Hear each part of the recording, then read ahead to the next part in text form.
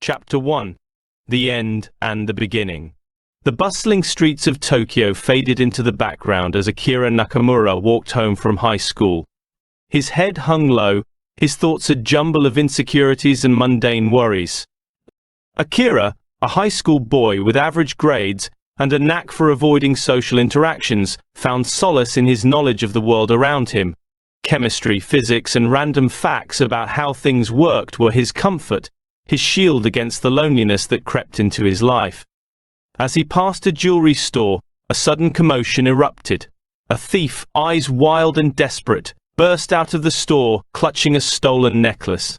Before Akira could react, the thief collided with him, and a gunshot echoed through the air. Pain seared through Akira's stomach, and he crumpled to the ground, his life bleeding out onto the cold pavement. As the world around him dimmed, Akira's mind drifted. Is this how it ends for me? He wondered, a sense of resignation washing over him. Well, it is what it is. I don't think my presence or absence will make any difference. God decided it for me and I'm okay with it. His body grew colder, the light in his eyes fading. Darkness enveloped him, pulling him into its depths. Suddenly a brilliant light pierced the darkness, drawing him upward. Akira shielded his eyes, the brightness overwhelming. He struggled to move towards it, but the distance remained unchanged. Frustration mounting, he finally called out, "What is all this?" A voice, deep and resonant, answered, "We have given you another chance at life. You will be transported to another world, a world of magic and fantasy, different from your current one. For the pain you faced, we will grant you 3 things. First, we will remove the physical and magical limits from your body. But you must work hard to attain and maintain these powers. For now, you will have above-average physical power. Second, you will have a skill in alchemy, allowing you to craft anything based on your knowledge. Lastly, you may choose one thing to take with you." Akira's heart raced. "Can you reincarnate me back to my original world?" he asked. The voice was firm. "No, then can I have more magical power?" Again, the voice declined. Akira sighed, accepting his fate. After a moment of thought, he began to ponder his third wish more carefully. "I need something that will give me an edge in this new world," he thought. "It has to be something convenient, something incredibly useful, and something that can be hidden from everyone else. I could ask for a powerful weapon, but that would draw too much attention. Maybe a magical artifact? No, it would still be visible and could be stolen." As he considered his options, a sudden idea struck him. What if I had something that could help me in any situation, something that couldn't be taken away? An advanced AI. Yes, that would be perfect. It could gather information from my senses, help me analyze situations, and always be there when I need it. And the best part is, no one else would even know it exists. His mind made up, he asked, "Can I have an advanced AI in my brain that can gather information from my senses and obey my commands?" The voice agreed, and a sensation like electricity coursed through Akira's mind. "Hello, Master Akira," a calm, digital voice greeted him. "Alfred," Akira named the AI, feeling a strange sense of companionship.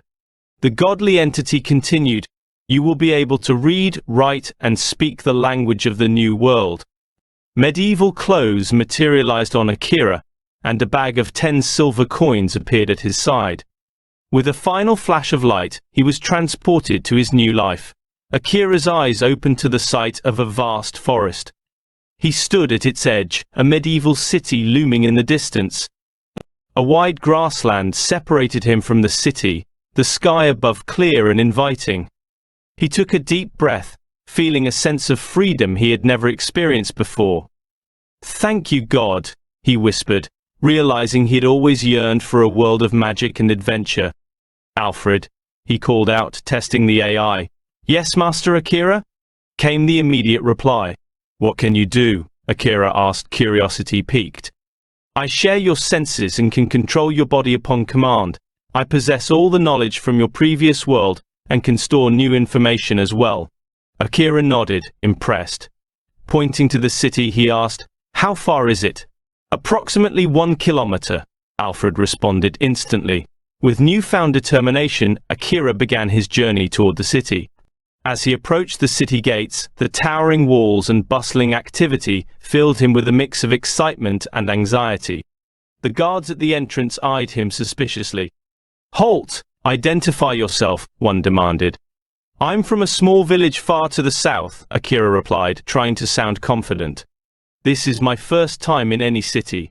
The guard's eyes narrowed as he inspected Akira's bag, finding the 10 silver coins. "Where did you get this money?" he asked, suspicion lacing his voice. "My grandmother left it to me," Akira explained, his voice steady. "She passed away recently, and I sold everything to move to the city." The guard's gaze softened slightly. "All right, you can enter. Register for an ID in that building over there," he instructed, pointing to a nearby structure. Akira followed the directions, entering the registration building. An employee greeted him, asking for his name and age. "Akira Nakamura, 17, he replied. "Place your hand in the hole beside the table," the employee instructed. A soft light emanated from the hole, warming Akira's hand. Moments later, the light faded, and the employee handed him a new ID. "To use it, infuse a bit of magic into the ink on the back of your hand," the employee explained, demonstrating. The ink glowed, displaying Akira's name, age, occupation, and city. "Can you tell me where the library is?" Akira asked, eager to learn more about this world. The employee gave him a curious look. "Most people here are traders or adventurers. Not many seek the library. Are you a scholar?" "Something like that," Akira replied with a smile. Armed with directions, he made his way to the library, feeling a sense of purpose. As he stood before the grand library doors, Akira took a deep breath. "This is it," he thought, determination burning in his chest. "A new world, a new life, and endless possibilities."